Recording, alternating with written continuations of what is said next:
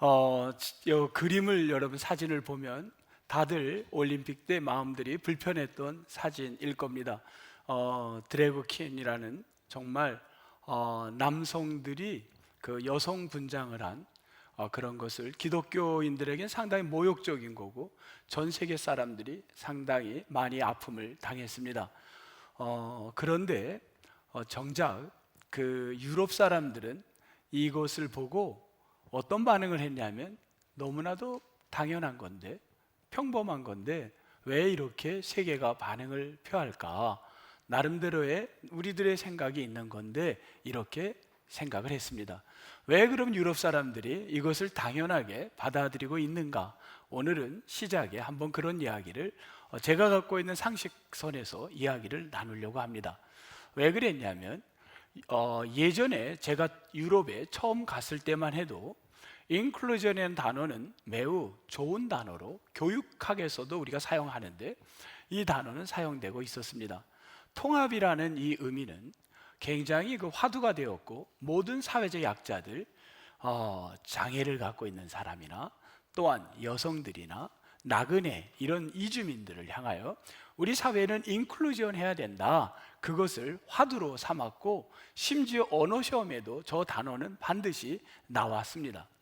그런데 왜 저 단어가, 그래서 그 미국의 그 여성 대통령 후보로 갔던 힐러리가 뭐라 그랬냐면 우리가 이 남성의 벽을 뚫고 여성도 사회에 진출해야 된다고 유리벽을 뚫는 그런 마음을 글래스 실링이라 그러는데, 글래스 실링을 외치면서 그가 나왔을 때 많은 사람들이 지지했고, 그래 이제는 여성 리더가 나와야 된다고 사람들은 박수를 보냈습니다. 그런데 지금은 어떻게 됐는가? 지금 사회는 요즘도 여성을 위하여 이렇게 얘기를 하면 뭐라 그러냐면, 야 그거 수십 년 전에 했던 이야기인데 지금도 그 이야기를 꺼내니? 이미 다 여성 위해서 장애인을 위한다 그러면 이미 장애인을 위해 우리가 수십 년 다 했어. 이제 지금도 그거를 주제로 삼는다고? 이런 시대의 가치로 사람들이 변하고 있다는 겁니다. 그 변환의 큰 물줄기에는 어디가 있었냐면 유럽이 언젠가 EU라는 공동체를 만들고 하나로 그 나라를 유럽 전체를 공동체로 만들려고 했습니다. 실제로 만들었죠. 그때 영국에서 반대를 했습니다. 우리는 탈퇴하겠다. 그게 브렉시트라는 거 아닙니까? 우린 연합에서 탈퇴하겠다. 그리고는 연합에 반대를 합니다. 그때만 해도 사람들은 인클루전이라는 의미를 저 영국 땅은 아직도 못 깨달았구나 하고 손가락질을 했습니다. 그런데 그 이후 최근으로 거슬러 오자면 최근에 코로나가 나면서 사람들은 어떤 가치를 가졌냐면 결국은 남을 신뢰하지 못하고 내가 나를 보호하지 못하면 자칫 나에게 불이익을 줄 수 있다는 개념이 우리 사회에 많은 영향을 전 세계인들에게 주기 시작을 했습니다. 그러면서 꿈에도 생각하지 못했던 전쟁이 마치 1차 대전 같은 전쟁이 벌어집니다. 그것이 러시아와 우크라이나의 전쟁이었습니다. 이것으로 인하여 전 세계는 누가 누구를 연합할 수 있느냐? 결국은 나는 내가 지켜야 되고 우리나라는 우리가 지켜야 된다는 자기중심적 가치관으로 바뀌기 시작을 합니다. 그러면서 인클루전이라는 단어는 더 이상의 사회적 약자를 품는 단어로 자리매김을 할 수 없게 되었습니다.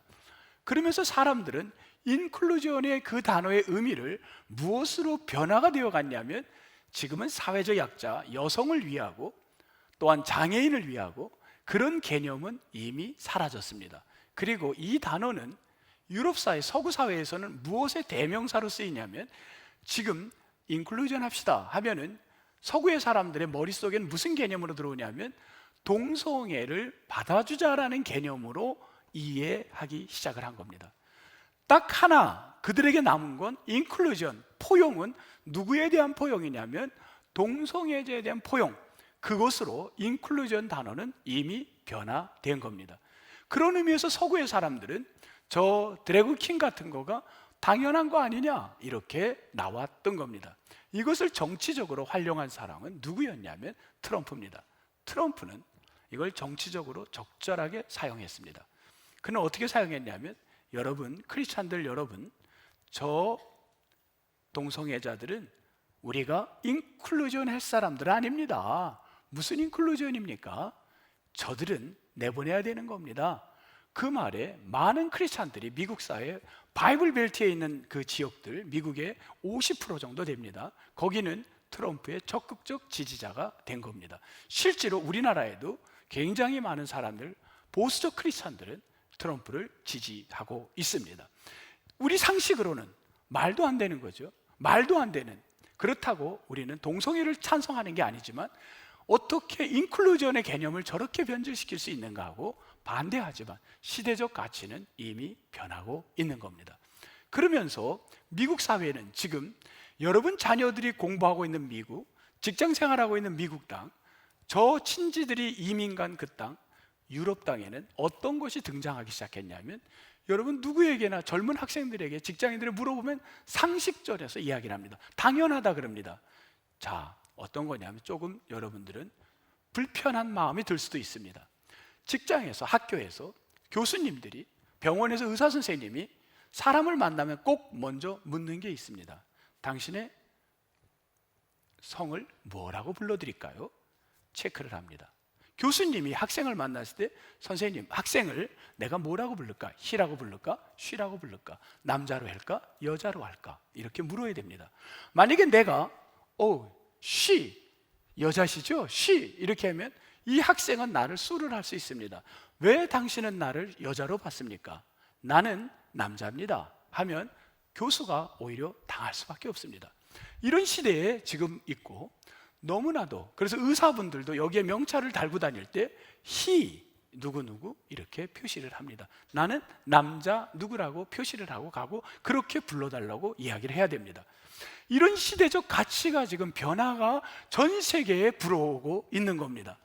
여러분 조금 더 우리가 너무 불편한 이야기인데 어떤 게 있냐면 최근에 지금 미 감리교 목사님이 감리교 메토디시 그 연합교회의 목사입니다. 누가 보더라도 이 사람은 남자같이 보이는데 이분이 뭐라 그러냐면 나를 본인은 여자라고 생각을 하는 거예요. 그래서 목사님이 그러십니다. 강단에서 여러분이 오늘 나를 he, 남자로 불러도 괜찮아요. 그건 뭐예요? 난 여자라는 거예요. 근데 나를 여러분이 남자로 보고 he라고 해도 내가 그걸 이해할게요. 그렇게 자기의 이야기를 풀어가는 겁니다. 한번 영상 보겠습니다. 짧아요. Well, good morning, y'all. My name is Russian Kimball. My pronouns are he, him, his. I have the pastor of serving. I have the privilege of serving as the pastor of Broadway United Methodist. 유나이티드 메토디스트 철치, 그 얘기가 이제 탁 끊어진 거예요. 자, 이런 시대에 우리가 지금 살아가고 있다는 겁니다. 여러분 불편하죠? 어떠세요? 제가 굉장히 고민했어. 이 영상을 우리 성도님들에게 틀어줘도 되는가? 너무 이게 아프지 않을까? 오늘 우리가 예배하는 분들이 너무 마음이 아프지 않겠나는 걱정이 돼서 조심스러운데 지금 우리 대한민국 속에는 아직은 덜 적어지만 서구 사회는 이미 이렇게 돼가고 있다는 거가 현실이기에 여러분의 자녀분들이 저 혹시 직장을 또 이제 다양하게 나가지 않습니까? 외국에 또 공부를 하는 학생들이 있다면 이런 시대에 우리가 지금 맞닥뜨려 있다. 우리는 어찌 보면 지금 오늘의 본문은 여러분 무엇이냐면 이제 가나안이라는 새로운 컬처, 새로운 어떤 환경, 그런 곳으로 이제 들어가는데 윤리와 도덕 그리고 개념이 완전히 다른 곳으로 들어갑니다. 그때에 하나님께서 그들을 향하여 뭘 준비시키냐면 이제 가서 할 일은 전쟁입니다. 땅을 빼앗아야 되는데 어떻게 싸우라는 그 이야기가 아니라 그 땅에 들어갈 때, 새로운 가치와 도덕이 있는 그 땅에 들어갈 때 너희들이 영적 전쟁을 벌여야 되는데 이 영적 전쟁에 무엇을 해라 그랬냐면 뭘 해라 그런가요? 오늘 1절부터 8절은 무슨 내용인가요? 뭔 얘기죠? 제사에 관한 이야기입니다. 우리 제사하면 너무 먼 이야기 같으니까 이 단어를 예배라는 단어로 한번 변형시켜 봅시다. 예배하라는 겁니다. 너가 새로운 도덕적 가치, 새로운 시대의 가치, 새로운 어떤 밀레니엄과는 변할 그것보다 더한 그런 곳으로 가니? 그러면 너가 이 가치를 갖고 가야 된다. 예배에 대한 이야기를 하는 겁니다. 왜 예배에 대한 이야기를 했을까?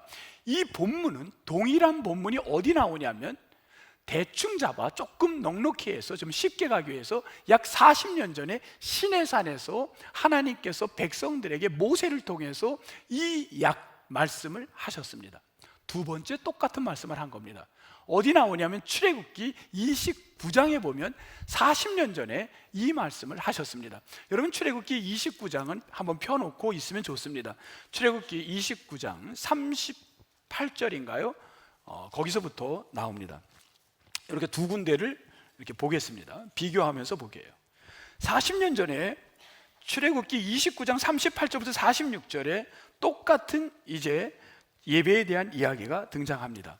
그런데 이 동일한 이야기를 1세대들에게 했을 때 광야에서 그들이 진정한 예배자로 살지 못했다고 하나님은 본 겁니다. 그래서 40년이 지난 다음 이거는 우리가 한 번도 겪어보지 못한 새로운 가나안 땅에 들어가면 1차 산업을 이제 농사라는 것을 지면서 살 그들에게 새로운 환경에 그들은 이것보다 지금 영상을 본 것과는 비교할 수 없는 또 다른 가치관이 오기 때문에 그들에게 이 예배에 대한 하나님이 다시금 말씀하고 있는 겁니다. 2절을 보면 우리 본문 민수기 28장 2절에 뭐라고 이야기를 하냐면요, 첫째 줄 맨 위에 요 단어입니다. 이스라엘 자손에게 뭐 했다 그래요? 명령했다. 이 동일한 본문 출애굽기 29장에는 명령이라는 말은 안 나옵니다. 그냥 서술적 표현을 했는데 두 번째 이 시대적 가치가 변하는 그곳에서는 하나님께서 뭘 했냐면 아무리 얘기해도 이들이 듣지 못하니까, 자녀들이 듣지 못하니까 이번에는 명령하는 겁니다. 하나님께서 여러분에게 명령하십니다. 지금 우리들이 새로운 가치, 새로운 직장, 새로운 문화에 갈 사람들에게 명령하십니다. 무슨 명령을 하냐면 지금부터 나오는 명령입니다. 여러분, 명령은 내가 들어도 되고 안 들어도 되고가 아니라 무조건 들어야 되는 이야기인 겁니다. 명령하셨다는 거예요. 자, 2절 또 봅니다. 명령하여 그들에게 이르되, 셋째 줄, 너희가 그 정한 시기는 이 모에드라는 말은 혼자 하나님이 정한 게 아니라 쌍방간의 합의가 되었다는 겁니다. 내가 이미 이 정한 시기는 출애굽기에는 안 나옵니다. 출애굽기에서 내가 이것을 할 때 너희와 나 사이에 계약을 맺었다는 거예요. 이미 그 1차 때 너희와 나와 계약을 맺었던 그것을, 그 정한 시기를 너희들에게 어떻게 하냐? 그거겠죠. 그러면 우리는 이 본문을 보면서 정한 시기에 자, 뭘 하라는 거예요? 쭉 보니까 그 3절을 한번 보니까 뭐 하라는 거예요? 명령인데 하나님과 백성 사이 정한 시기, 그 시기는 언제냐면 매일마다 하루 2마리씩 아침과 저녁에 뭐를 해라? 상번제로 드리라. 번제를 2번 아침 저녁으로 드린다는 걸 상번제라고 한 겁니다. 그런데 어떤 것을 드리냐면 뭐라 그랬어요? 흠 없는 순양을 드려라. 흠 없는, 그것도 10년 된 게 아니라 몇 년 된 거예요? 1년 된 흠 없는 양을 드려라, 요 얘기입니다. 여러분, 어제 그 방송에서 팔레스타인의 어느 나라가 양을 목축을 하는데 7년인가 8년 동안 가뭄으로 인하여 그 땅에 풀이 안 나가지고 양을 키울 수가 없어가지고 요 시기에 이들은 양을 잡아 먹어야 되나 봅니다. 그게 절기를 지키는 거랍니다. 그런데 양을 먹을 수가 없어가지고 양값이 몇 배로 치솟았다는 이야기를 들었습니다. 지금 우리는 이 본문을 보면서 어떤 생각을 하냐면, 그래, 하나님께 내가 제사할 때 야, 어떻게 예물을 드리냐에 관심을 갖기 시작을 합니다. 그런데 과연 이 본문이 내가 하나님께 어떤 물질을, 어떤 예물을 드려야 되느냐, 그 오퍼링의 개념으로만 여러분이 해석을 한다면, 물론 그것도 틀린 건 아니겠지만 오늘 본문의 정신이 과연 그런 의미인가? 그것만은 아닙니다. 내가 무엇을 드리느냐에 관심이 아니라 오늘 본문은 어떻게 드리느냐에 여러분이 관점을 두시기 바랍니다. 오늘 오니까 이 본문, 그래, 내가 헌금 시간에 정성을 들여서 드리라는 거구나. 물론 좋아요. 그런데 오늘 본문은 헌금을 정성껏 드리라는 개념이 아니라 그보다 더 깊은 게 있는데, 어떻게 너가 예배할 것이냐, 여기에 여러분의 관점을 두셔야 되는 겁니다. 자, 그럼 어떻게 하나님께서 예배를 드리라고 명령했고 때마다 아침 저녁으로 제사를 드리라고 했는가? 자, 그 방법을 한번 찾아보겠습니다. 다시 2절에서 찾겠습니다. 2절, 하나님이 명령했어요. 그리고는 뭐라 그랬냐면요, 백성들에게 이르되 뭐라 그랬죠? 내 헌물, 내 음식, 내 향기로운 것. 지금 다 뭐를 강조했나요? 하나님께서 지금 뭐라는 거예요? 내 거라는 거예요. 나의 것. 나의 것. 그거 내 거야. 내 거야. 내 헌물, 내 음식, 내 향기. 지금 뭘 얘기하냐면 그 모든 것의 주권은 누구 거라는 겁니까? 내 거라는 거예요. 너희가 드리는 모든 예배는 내 거다. 이게 첫째입니다. 내 거다. 여러분이 오늘 예배하는 여러분 누구 겁니까? 여러분이 누구 거예요? 진짜 하나님의 거예요, 장로님? 진짜? 진짜?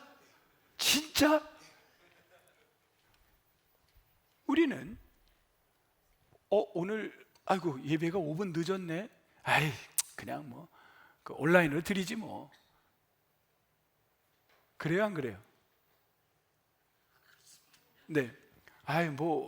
보니까 돈이 지금 뭐 가진 게 없네. 뭐 그냥 이게 뭐 하나님 마음을 보시는데 뭐 다음에 하지 뭐. 봉사하는데 좀 저 사람이 나를 싫어하나? 그만두지 뭐. 나중에 하지 뭐. 내가 뭐 봉사 꼭 해야 돼. 우리 찬양대 그렇잖아요, 그죠?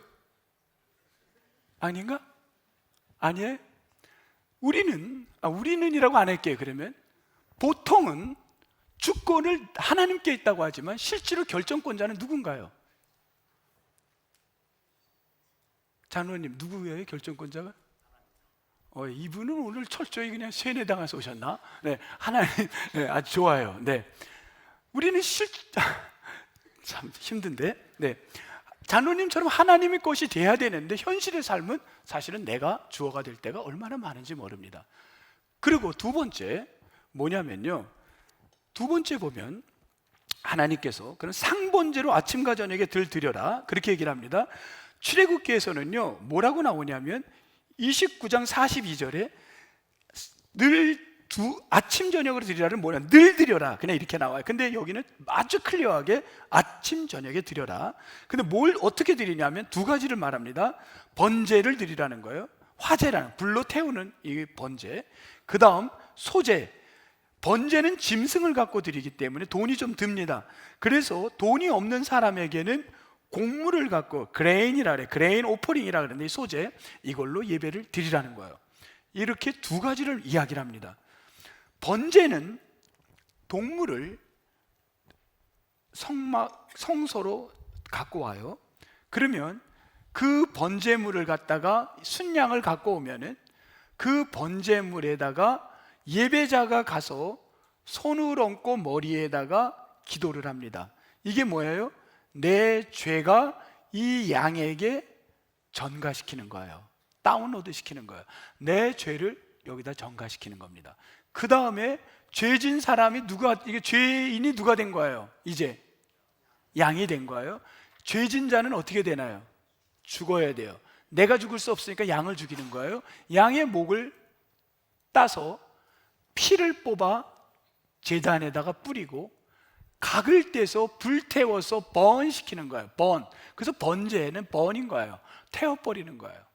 그래서 그것을 그 연기가 올라간다 해서 히브리 말이 이게 좀 쉽게 해석하면 올라가는 거예요. 올라가는 거, 태워 죽이는 거예요. 그 다음 소제는, 그레인 오퍼링은 뭡니까? 이것은 곡물을 갖고 와서, 곡물 자체는 떡이 될 수가 없습니다. 곡물을 어떻게 해요?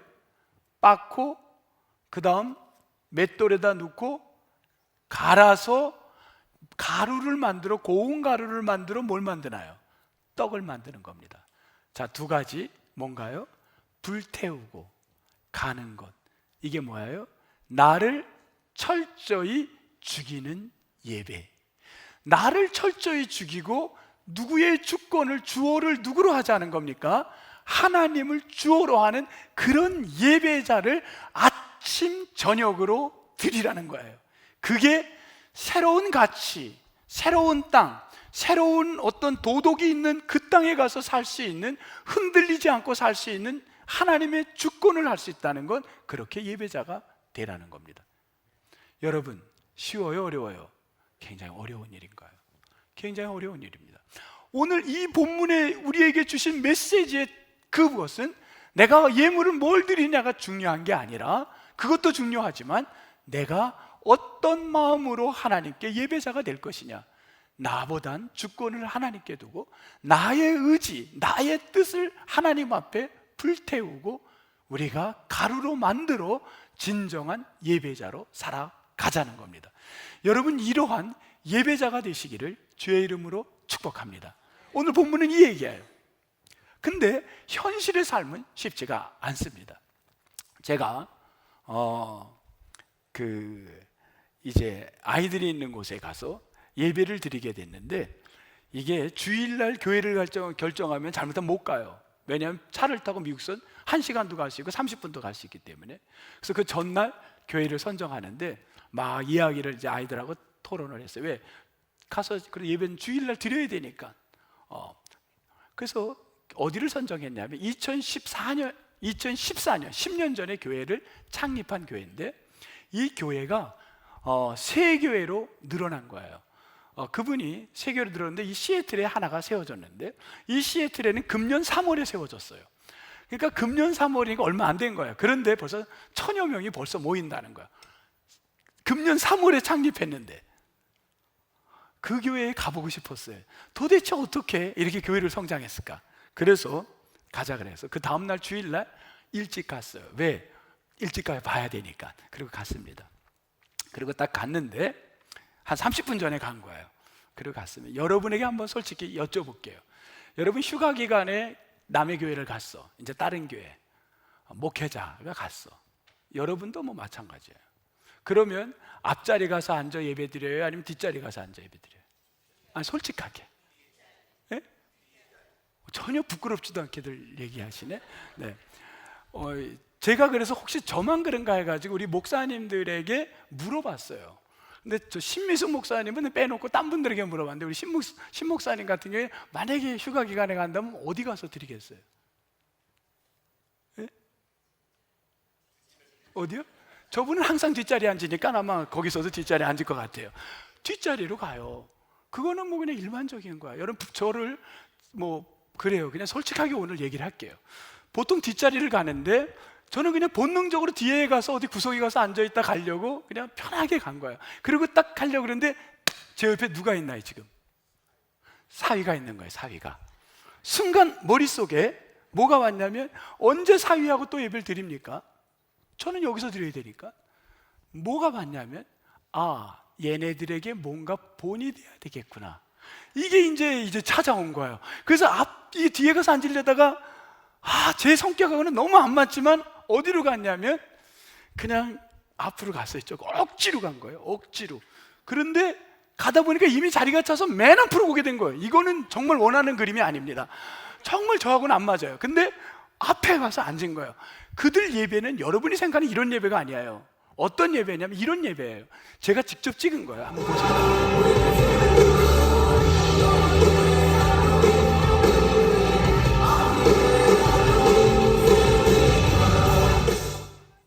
이런 예배예요.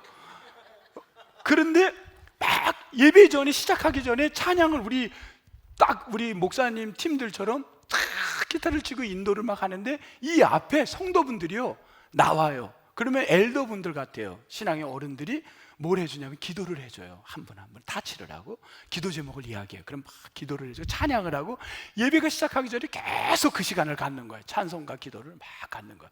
저는 앞에서 찬송을 막 이루고 하는데 맨 앞이니까 다들 나와서 하는데 진짜 그 모습은 힘들었어요. 그래도 누가 있어요 지금? 사위가 있는 거예요. 그래서 손을 들고 지금 김용문 장로님이 아마 자부가 있어서 저 앞에 앉아서 저렇게 엄청 열심히 드리는 것 같아. 제가 보니까 막 그렇게 드리는 거야. 그냥 막 손을 틀고 막. 여러분, 이 여러분의 목사를 나쁘게는 보지 마세요. 어쨌든 솔직한 얘기입니다. 그리고 이제 막 저걸 하는 거예요. 속은 너무 불편한 거예요. 그러고 이제 있는데 갑자기 우리 아이들이 뭘 누구한테 물어봤는데, 그분이 안내위원인데 나이가 드신 어르신이에요. 근데 이분이 목사님 아버지래요. 물어봤는데 이분도 목사님인데 은퇴하고 아들 교회의 안내위원으로 봉사를 하고 있었어요. 근데 뭘 물어본 거야. 그런데 잠시 후 갑자기 이 미국 사람들은 이래요. 이렇게 손으로 저를 오더니만 깜짝 놀랐어요. 내가 찬송도 잘했는데 손도 들고 막 그랬는데 왜 나를 오라 그러지 해가지고 너무 얼굴이 빨개져가지고 이렇게 쳐다봤어요. 그래서 이래가지고 무슨 끌려가듯이 여기서 끌려서 이렇게 나간 거예요. 그랬더니만 저만 보내기가 뭐였든지 우리 이제 네 식구가 쪼르륵 따라서 다 따라오는 거예요. 그래가지고 이제 어떤 골방으로 끌려갔어요. 그랬더니만 거기에 갔더니만 아주 젊은 목사님이, 제가 그 사진을 그 사람 사진만 보여줄게요. 이분입니다. 나이가 40대 후반 목사님인데 모자를 하나 딱 쓰고 있어요. 청년이에요, 완전히. 근데 이 사진은 그냥 나이 들어 보이는데 이분이 나한테 뭐라 그러냐면, 한국에서 왔습니까? 그래요. 자기네 교회는 한국 사람이 없대요, 아직. 그래서 이제 내가 목사다 그렇게 얘기를 하고 안식년으로 왔다. 왜 목사라 그러면 좀 적당하게 나를 예우를 해줄 줄 알았어요. 그래서 목사다. 그런데 이게 안 통했어요. 저한테 이분은 다 성도로 보이는 거예요, 지금. 보통 우리 한국에서는요, 조금 제가 웃긴 표현을 할게요. 같은 동종의 업종이 비슷하면요, 그 예우를 지켜줘요. 그런데 나한테 그러는 거예요. 자기가 너에게 안수기도를 해주고 싶다는 거예요. 저는 그렇게 기쁘지 않았어요. 그런데 저보러 기도하자 그러면서 머리에다가, 특히 우리 한국에서 목사님들끼리 그렇게 뭐 이게 오신 분에게 내 안수해 줄게 이러는 분은 거의 없어요. 장로님들끼리 그렇게 안수해 줘요? 서로? 잘 안 하죠. 비슷한 잘 안 하거든요. 근데 이 40대 목사가 그것도 나한테 머리에다가 딱 손을 얹더니만 기도를 하는데, 저는 그 자리를 피하고 싶었지만 누구 때문에?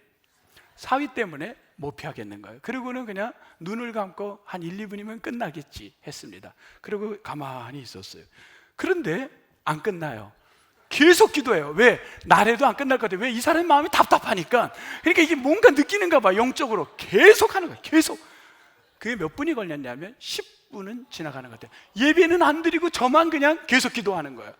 근데 그 순간 저의 마음속에 무슨 생각이 왔냐면, 야, 너 사위 보는 앞에서 손 들고 앞에 앉아있고 지금 머리 숙여 하는 거, 사람 보면서 그렇게 하는데, 만약에 예수님이 이곳에 있다면 너 어떻게 예배하려고 그러니? 그게 저에게 솔직히 찾아왔어요. 너무 부끄러웠어요. 내 자신이 너무 초라해졌어요. 내가 이렇게 이 사람 앞에 이런 예배를 드리는데 뭔 내가 나를 태우고 가루가 돼요. 오늘 말씀으로면 저는 엉뚱한 예배를, 나는 존재하는 예배인 거죠.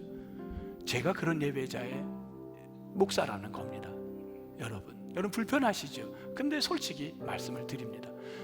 더군다나 이 동부교회를 떠난 그 10,000km 정도 떠나간 그곳에서 저는 철저히 나중심적 예배자로 서 있었는데 그게 너무 힘들었어요. 그게 깨달은 순간 너무 부끄러워서인지 눈물이 나도 모르게 쏟기 시작을 했어요. 막 흘리니까 그제서야 기도가 끝나더라고요. 울으니까 끝난 거예요. 눈물을 흘리니까 이 사람이 딱 끝나더라고요. 그래서 창피해서 같이 이제 사진 하나 찍었는데 그걸 내가 보여줄까 하다 가족 사진에서 그냥 뺐는데, 그 사진에 보면요, 저는 죄인이야 이러고 있어요. 그리고 이분은 딱 이러고 있고, 그 목사님은 딱 내가 너를 갖다 굴복시켰노라 이런 것 같아. 그리고 나는 죄인처럼 이러고. 그리고 그 사진을 찍고 이제 들어와서 앉았는데, 그날 예배가, 보통 목회자들이 남의 교회 가면요 그냥 뭐 그렇잖아요. 우리 목사님도 어디 다른 교회 가면 뭐 하세요? 보통 가면 김수정 목사님 제일 뒤에서. 그리고 뭐 하세요? 빨리 맞추기를. 뭐 이 교회는 어떻게 예배드리나 뭐 이런 걸 서치를 하죠. 내가 이거 배워갈 거 없을까? 뭐 이런 걸 하죠. 근데 그날은 배워갈 거 보고 싶은 마음도 없고, 그냥 내가 그냥 예배자가 되고 싶었어요. 그래서 그냥 한없이 눈물이 나는 예배를 그냥 드렸어요. 한 번의 예배가 저에게 그날 너무 좋았어요. 성도 여러분, 우리 예배는 어떻게 드리시나요? 그냥 이거를 한번 여러분에게 던져주고 싶어서 저의 이야기, 어떻게 보면 웃을 수도 있고 좀 목사님도 할 수 있지만 오픈을 했습니다. 한번 주보를 한번 여러분 보세요. 주보를 한번. 그 주보에서 이렇게 보면요, 그냥 이게 제 느낌이에요. 우리 시작할 때 우리 장로님이 나오셨어요. 그리고 장로님이 굉장히 이제 기도를 하셨어요. 그때 여러분 정직하게 하나님의 주권을 인정하면서 그 기도를 이렇게 참여하셨나요? 아니면 모르겠어요. 각자 어떤 마음으로 기도에 참여하셨나요? 그 다음에 우리 찬양대가 찬양했어요. 너무 잘한다, 뭐 평가, 글쎄 모르겠어요. 진짜 이 찬양 하나님 영광 받아 주세요, 그런 마음이었었나요? 하나님, 내가 이 찬양을 들으면서 나를 철저히 태울게요. 내가 이 찬양 속에서 나를 가루로 만들게요. 하나님 영광 받으세요. 주권이 하나님께 있어요. 내 사위 보려는 게 아니고, 내 자식들 보라고 하는 게 아니고, 내가 직분이, 내가 장로인데, 내가 권사인데 내가 이런 모습을 예배하지, 그런 게 중요한 게 아니었어요. 하나님께만 영광 돌리고 싶어요. 그런 마음으로 찬송에 임했나요? 우리 각자는 쉽지 않아요. 찬송을 부를 때, 예물을 할 때 어떤 마음으로 하셨나요? 여러분, 예배 속에서 하나님의 주권이 살아나기를 저는 소망합니다. 그리고 나를 철저히 태우고 죽이는, 정말 주님만을 높이는 그러한 예배자가 여러분 모두가 되시기를 주의 이름으로 축복합니다. 우리 손을 한번 가슴에, 괜찮다면, 여러분 어색하지 않으시면요 그냥 얹어대요. 뭐 안 하셔도 돼요. 한번 손을 한번 가슴에 한번 얹어볼게요. 하나님, 작은 가슴 속에서 심장 소리를 듣는데 이게 하나님이 나에게 심장을 주신 걸 믿습니다. 나의 생명을 살리신 분이 주님입니다. 오늘 교회에 와서 예배하게 한 게 주님이십니다. 오늘 하나님, 내가 주님 장로님의 기도를 들을 때 같이 아멘 아멘 한 거는 사람 보지 않고 하나님만 보려고 했고, 우리가 찬양대의 찬양을 보면서 내 자신이 가루가 되려고 했고, 내 자신이 태우려고 했고, 주권을 높이기 원합니다. 오늘 말씀을 들으면서 뭔 얘기를 해나 보자가 아니라 주의 말씀으로 나를 빻으려고 했고, 내가 불타려고 했고, 내 자신이 주권을 주께 드리는 마음으로 예배하고 있습니다. 주님, 이러한 예배자가 되게 도와 주옵소서. 그래야 우리가 새로운 가치관이 있는 곳에, 새로운 시대에서 이 한 주 동안 흔들리지 않는 크리스찬으로 살아갈 줄 믿습니다. 감사하며 예수님 이름으로 기도합니다. 아멘.